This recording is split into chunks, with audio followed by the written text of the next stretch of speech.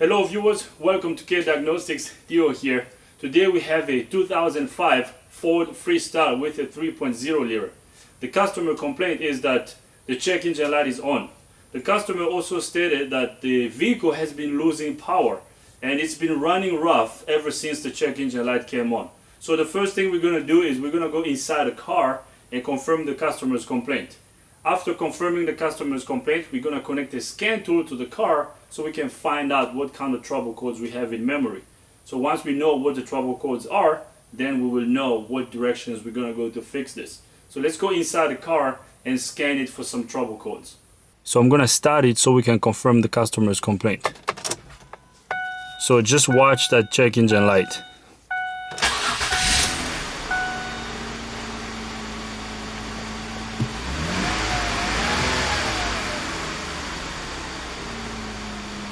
So the car is running and the check engine light remained on. So customer's complaint confirmed. The car is shaking a little bit. I don't know if the camera is going to be able to pick it up. So it feels like this engine is misfiring. So now that we have confirmed the customer's complaint, let's connect the scan tool to the car to see what kind of trouble codes we have. The scan tool is connected to the car. So now let's click on the scanner tab. So right here, we have 4 trouble codes in memory. P0301 and then this P0316. So this first code, cylinder 1 misfire detected. I mean, that's what I thought. I knew we were going to have a misfire code because it's shaking. We're going to ignore these last 2 codes because the owner of the car is a handyman and he tried fixing it himself. So he told me he disconnected the front coil. So the coils on the front bank, which is, I believe, bank 2.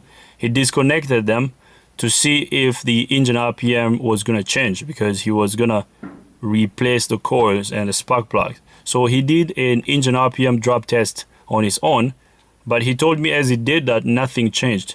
So I believe these 2 codes are set because the coils were disconnected while the engine was running. So we're going to focus on this cylinder 1 misfire code right now. So the next step is going to be looking at live data. So I'm going to back out of here. So just to double check so we can find out what cylinder is misfiring constantly. So let's go to Misfire. We are going to focus, so this is the history counts. And right here should be our live or actual counts. So as you can see right here, cylinder number 1 has got 5 counts. And the rest of the cylinders have 0 counts. Okay?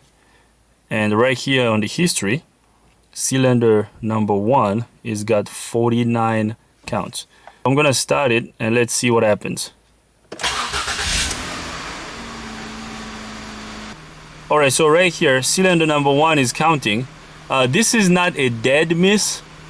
It is misfiring intermittently. And you saw the other code that says misfire on startup. So it looks like it only misfires when you first start it. Well, it looks like it's starting to really count right now. So right here we have 3 and then it's going up to 4. I mean, it's not a dead miss, but it's definitely misfiring because I can feel the vehicle shake. So cylinder number 1 is definitely misfiring. Okay. Right, so at this point, what I want to do next is a relative compression test. And it depends on whoever's doing the job. You don't have to do this route, but I think this vehicle has got a clear flood mode feature. So once I step on the gas pedal all the way to the floor and crank it, the vehicle is not going to start. So that's going to allow my lab scope to measure the amount of current that the starter is going to draw to crank the crankshaft, which will tell us how consistent or how even the compression is on the cylinders. And this is not a 100% accurate test, but it works pretty well. All right, so I'm going to go under the hood and show you where I'm going to connect my amp clamp. I'm going to use this inductive amp clamp to do my relative compression test. So I'm going to set it on the 60 amp scale, which is going to be 10 millivolts for 1 amp. And then I'm going to 0 it. So what I'm going to do is I'm going to clamp it around one of these cables that go to the battery. It doesn't really matter which cable you're going to clamp it around. You can do it on the positive side or negative side.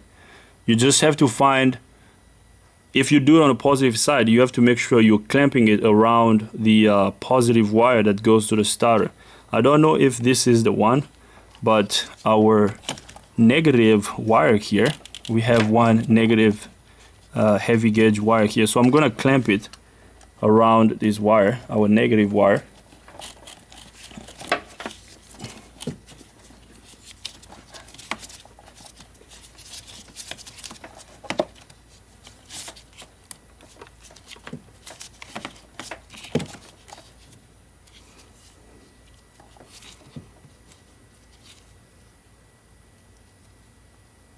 Alright, so right there, I got my amp clamped around our negative cable on the battery. So now let's go back inside the car and see what we're gonna find on the lab scope. So we are back here in the car. I got my amp clamp leads hooked up to the lab scope, so we're ready to go. So now let's go to scope multimeter. So let's just hit the home tab and go to scope multimeter. I'm going to step on the gas pedal all the way to the floor and crank it. So you saw the weird pattern on the screen, so that didn't look like a relative compression waveform. So that means we have to increase our time base so that we can see some detail. So let's go to 1 second, see what happens. So right there, that looked like something that we're familiar with. So let me bring down the buffer here.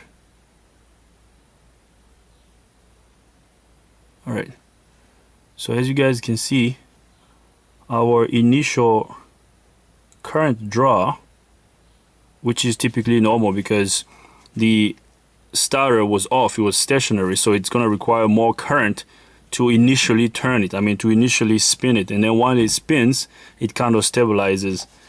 And what I'm interested in is these humps here. Okay, so all these humps look pretty even and consistent, so there's peaks and valleys here, so there is no missing humps. I could synchronize one of these humps with a specific cylinder so we can know which one is which, but this one looks pretty good to me, so I don't even need to do that. This is pretty good, so I don't think we have a compression issue. And this test is not 100% accurate, but it basically gives you a good understanding of how your engine is operating mechanically. So we most likely have good compression and the vehicle sounds good. So this is just something I like to check just in case. So everything looks good here. I don't think we have a compression issue. So honestly, I think this vehicle is just going to need a tune-up. It's not a dead miss. We might have an issue with a spark plug or maybe a coil, but we're just not going to guess. We have to test, right, to find out exactly what it is. So now what I want to do next is, this waveform here looks really good. So we most likely don't have a compression issue.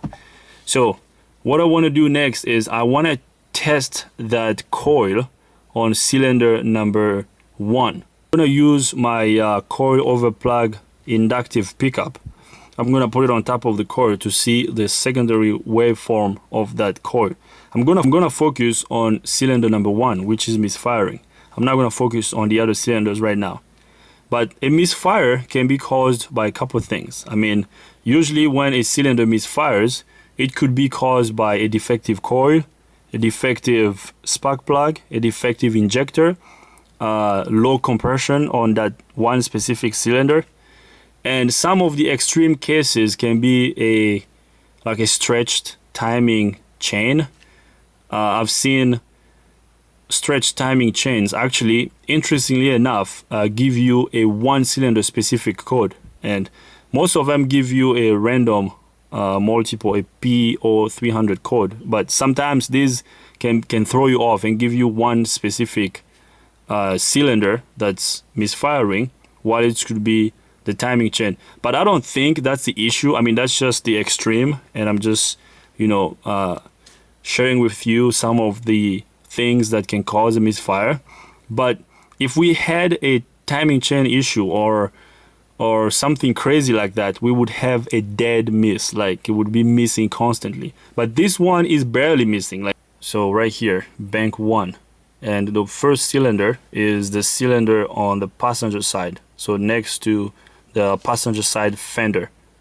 Okay, so now that we know that, let's go under the hood and see if we can get access to this coil and do some tests here. Because what we're gonna do is we're gonna test the coil and maybe the injector too. Let's go under the hood and see where this coil lives. Alright, I am under the hood right now, and this is bank 2. Bank 1 is right there under the intake manifold. So as you can see, it's basically next to impossible to get to ignition coil number 1, which is right under this intake manifold. I don't know if I can get to it on the side. I don't know if I can go around, but no, I don't think it's possible. So there's no way. Well, so now how are we going to test this coil? Okay, I'm kind of leaning towards just a regular tune-up. I mean, spark plugs and maybe that one coil. I don't know. All right, since we can't get access to this ignition coil, now what are we going to do? I think there are still other tests that we can do. So I'm gonna use my amp clamp and find the fuse that feeds power to all these ignition coils, and then I will use a fuse jumper and clamp my amp clamp around that fuse jumper to measure the current flow through the fuse. Okay, so that's gonna show me how much current all these ignition coils are drawing. And if one is out of whack, which might be number 1, then I will know that our coil, because what we're gonna do is we're gonna look at all these ignition coils current ramps. So that test is gonna give us a lot of information about the primary side of these coils, because as we look at the current ramp can also determine how good the secondary side of the coil is. So if one of these coils is out of whack, we will know, and I believe it will be number 1, if there's ever one, which is going to be out of whack. Or we can synchronize it with one of these coils to know which one is bad, or with which one is got either high or low resistance. Okay. So let's find where the fuse for these coils is, and then I will put a fuse jumper on it and see what we're gonna find. And then if everything checks out okay, we're gonna check the injectors too. We're also gonna look at the current ramp of the injectors to see maybe we have a shorted injector or something. So before we go in there, we have to just double check everything so we can really determine what approach we're going to take to fix this. So let's go to the wiring diagram and find this fuse. Alright, so I did look up the vehicle we are working on already, and this is our engine performance wiring diagram. So let's go to ignition coil. Let's find out the coils first, and then we will work our way back to the fuse. So here are the injectors. Or we can also start with the injectors, but hold on. So right here, ignition coils, ignition transformer, capacitor. Okay, so now, so we're gonna focus on this wire, this red wire. So right here, so it becomes, so right here it is wire 12. So let's go back to the previous page. So we're gonna look for wire 12. So right here, so 12 goes across the page. Here it becomes 6. So let's go on the previous page and find wire 6. So right here, so wire 6. So let's follow it. It goes across, and then here it becomes wire 11. So back to the previous page, and right here 11, and then let's follow it. It goes across again. Here it becomes wire number 7. Okay, so back to the previous page, and number 7 is right here, still red, and it goes up this way and then it continues. Here it becomes wire 13 right here. So let's continue. Wire 13 right here. So 13 here, and it gets here, it gets spliced to these other wires, and then this wire, if you follow this wire here, this one goes to the computer right here, volt, start and run. So that's not what we need. So ours is going to be this one. So let's follow it up, and right here, so fuse 41. So it looks like this fuse feeds a bunch of stuff. So right here, you see this splice? So there's 12 and 13 and 16. Let's go back and follow, because the wire we were following first is 13. We know 13 goes to the ignition coils. So let's follow 12 and 16 to see where these two wires go. So on to the next page. So right here, 12 and 16. So if we follow 12, 12 goes across. So right here, 12 becomes 4. Now let's follow 16. Oh, so it looks like 16 is the power feed to the mass airflow sensor. So this same fuse actually feeds the ignition coils and the mass airflow sensor. So let's find out what the third wire is. So this wire here, number 4, let's follow it onto the next page. So 4 right here. So it goes across the page. Now here it becomes 7 right here. Are you guys following along? So right here, number 7. Let's keep going. So number 7 here goes across the page. Now it becomes number 3 right here. And then number 3 on the left side of the screen here. We follow it. Then it goes down. Let's keep following it. Right here. Oh, so it goes, so the same wire. Oh, so it goes to the injector. So the same wire, the same red wire, supplies power to the ignition coils, the fuel injectors, and the mass airflow sensor. So if we use that fuse jumper, the waveform we're going to have on the lab scope is going to be really messy, because we're going to see the injector current ramps and also the ignition coil current ramps and some stuff from the mass airflow sensor as well. It's going to be a messy one, but so I believe the current ramps for the ignition coils will be bigger than the current ramps of the fuel injectors. So once we look at both of them, we should be able to differentiate both of them. And so what we're going to be looking at is we're just going to look at consistency across the board. So they should all look the same. If any one of these current ramps look different than the other, then we will go after that one. But so let's hook up our amp clamp around this fuse.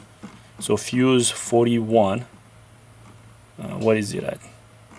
So this fuse right here, so fuse 41, and it says battery junction box left front of engine compartment. So let's find where fuse 41 lives, and then let's put a fuse jumper there. So here is our fuse box under the hood. So let's open it, and we have numbers here.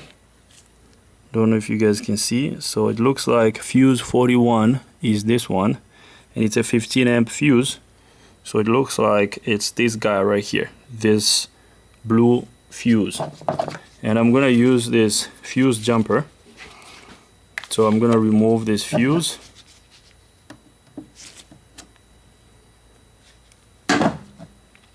So I got the fuse removed. So now I'm gonna install it on this fuse jumper.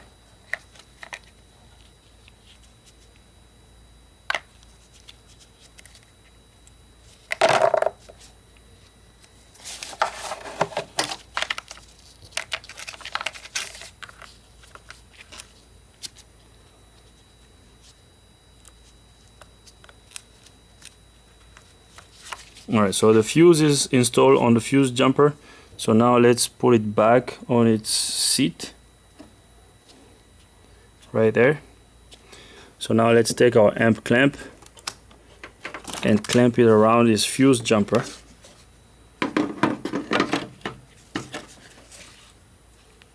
I'm still on the same setting, the 60 amp setting.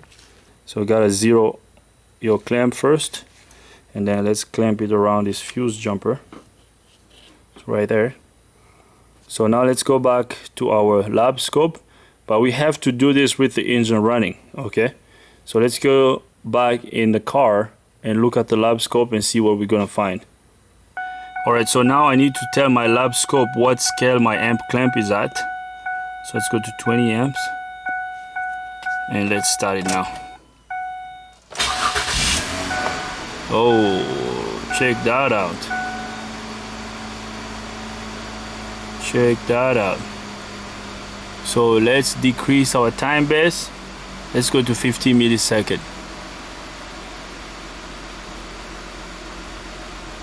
No, maybe right here, 100, no, 200, yeah, right there. So this is a really messy waveform, because we have the injectors that are firing here, we have the coils that are firing. These big ramps that you see are from the coils, and the tiny ones are from the injectors, and also the mass airflow sensor that getting power from that same fuse. So now what I'm gonna do is let's pause this. Yeah, so this one right here is your coil, and then these here I believe are the injectors, but the injectors I can actually get to the wiring harness.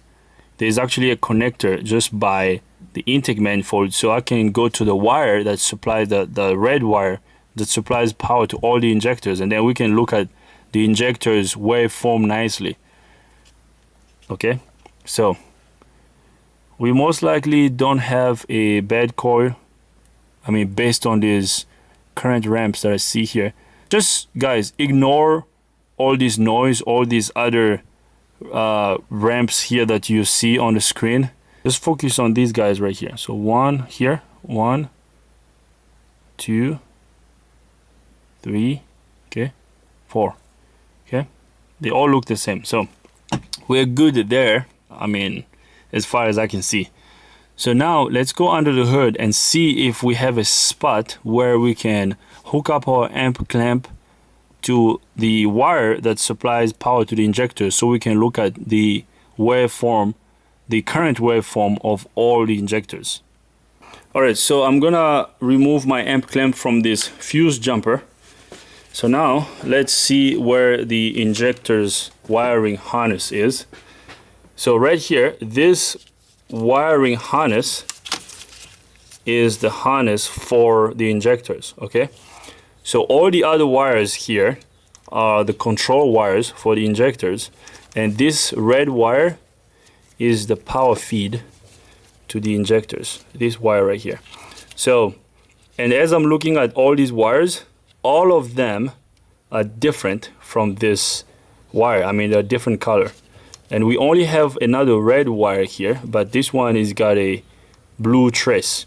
But on the wiring diagram, it said that the red wire, the solid red, was the power feed. So I believe it's this wire right here, and it's really easy to access.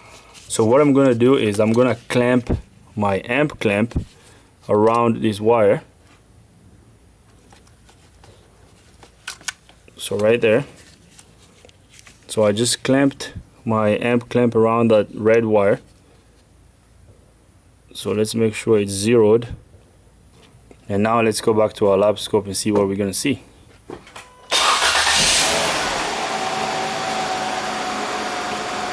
So right here, how does this look? This looks nicer, right? Yeah, this is better.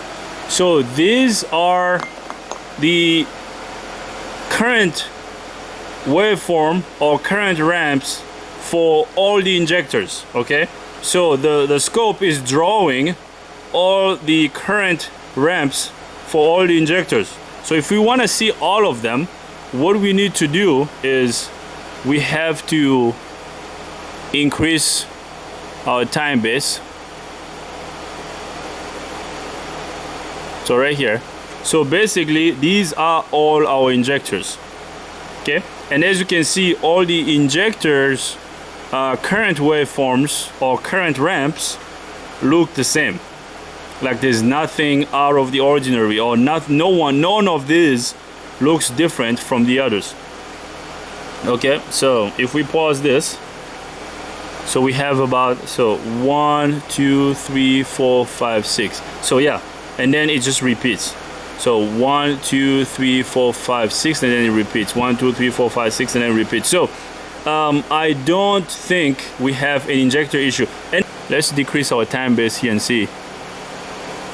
Watch. Hold on. I'm gonna trigger this. So do you see this little dip right here in this area? So this is the hump. So this is the injector opening. Okay, so right here current starts to flow. You have the current rise, so it starts to rise right here. So as current starts to flow, there is magnetic field created inside the injector, which eventually lifts the pinto. Okay, so the pinto opens to actually spray fuel inside the cylinder. So this little dip you see here, this is basically the pinto hump. Okay, so this is the hump, I guess, the pinto opening. Okay, so this is the injector opening. So again, I don't think we have an injector issue. So our issue is most likely just a spark plug. Anyways, that's good enough. I'm gonna turn it off and then let's think about this. I don't want to run this for too long because I mean we have one cylinder that's misfiring and it's not a dead miss, but I can definitely feel it. Okay, so we looked at the current ramps of all these ignition coils. They don't look too bad. I mean, again, there's some variables to what we just saw, but that looks pretty good. So what I'm going to do, I'm going to recommend just spark plugs and maybe that one coil. I'm gonna see how much the coil cost. If they're not too expensive, I'm gonna recommend all the coils, just because these ones are so hard to get to, and I don't recommend replacing just one spark plug. So we're gonna do all of them. We're gonna replace all the spark plugs. So while we're here, since these coils are so hard to get to, I would recommend replacing all 3 coils, the ones here in the back. You don't have to. I mean, I'm gonna talk to the customer and he needs this one, but I'm also recommending replacing the rest of them because these ones are so hard to get to. If the another one here starts to misfire again, if another coil goes bad, we need to do the same job again. So we have to remove this intake manifold and remove the gaskets and redo the same job. So I think it's like a 2 hours job, 2 hours or 2 hours and a half. I don't know. I gotta check. But I mean, while we're there, we might as well replace it. If the coils are not too expensive, I mean, the coils on these Fords are pretty cheap. I would recommend all the coils just because this lives under the intake. Okay, these ones are really easy to get access to. If one of these ever misfires, we can just pop this off and replace it. But those ones over there, number one is misfiring, so this car is getting 3 coils and all 6 spark plugs. That's how I'm gonna go with this. Now the next step is gonna be, I'm gonna remove this intake manifold. I just talked to the customer. The customer gave me the go-ahead to do this job. I told him what's going on. I told him all this setup and everything I just told you guys. I mean, I don't think we have a fuel delivery issue. The engine sounds good. We don't have a compression issue. So that leaves me with one thing, which is the ignition system. I believe we have a bad spark plug, like I had been saying. And I'm also gonna replace the coil because it's under this freaking intake manifold. All right, so I'm gonna stop talking. Now let's do some teardown. We're gonna remove this. All right, so I replaced all the spark plugs and I also put 3 new ignition coils back there. So now I also cleaned up the manifold gasket matting surface there. So now I'm ready to reinstall our intake manifold. Alright, so I got everything back together. So now I'm gonna fill up the cooling system. We're gonna start the car to see if we fixed it. So I'm gonna do that and then I'll start it.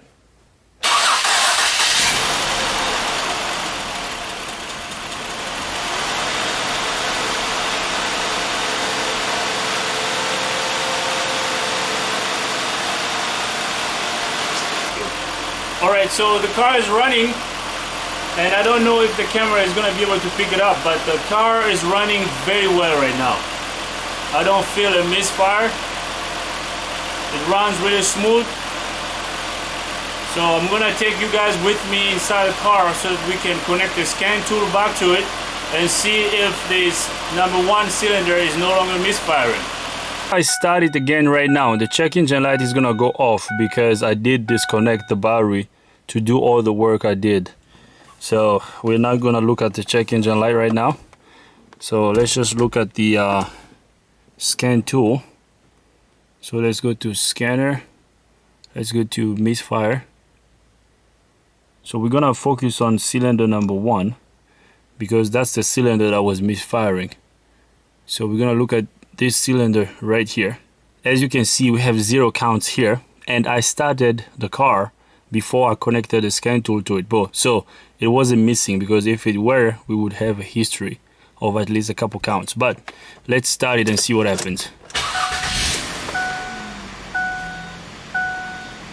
So I'm pretty sure the camera is picking that up. The car is running right now.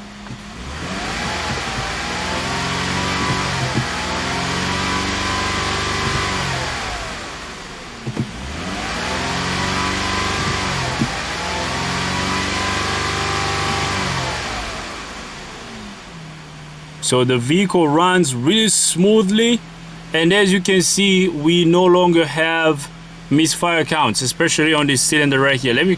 Our vehicle is no longer misfiring. So this is a fix. I mean, you saw how it was misfiring here before, and let me show you the dash. And right there, so the check engine light is off. So I didn't even erase the code. I mean, it cleared the memory because I disconnected the battery. I'm gonna have to reset this oil change life light. So this oil change percentage here, I'm gonna have to reset it to 100%. But that doesn't have anything to do with what we are doing. So I don't need to test drive this. It's late here. This is a fix already. It feels good, it sounds good. So I'm gonna test drive it tomorrow and call the customer so he can come and pick up his car. So I'm gonna turn off the car and let's wrap up this video. Before we wrap up the video, let's back out of here first and let's see if we're gonna have any trouble codes in memory. Let's go to pending codes. Alright, so right here, no codes present, so no trouble codes in memory. Alright, so this is a fix, guys. I'm gonna leave it over here. Hope you like this video. If you do, give it a thumbs up. If you don't, give it a thumb down. But if you do, you gotta tell me why. If this is your first time here, subscribe to my YouTube channel, K Diagnostics. If you have any comments, questions, criticism, leave them in the comment box. And while you're down there, do the thing you have to do so that I can be happy. Ring the bell so that you can get notified every time I upload a new video. Thanks for watching, guys. See you next time.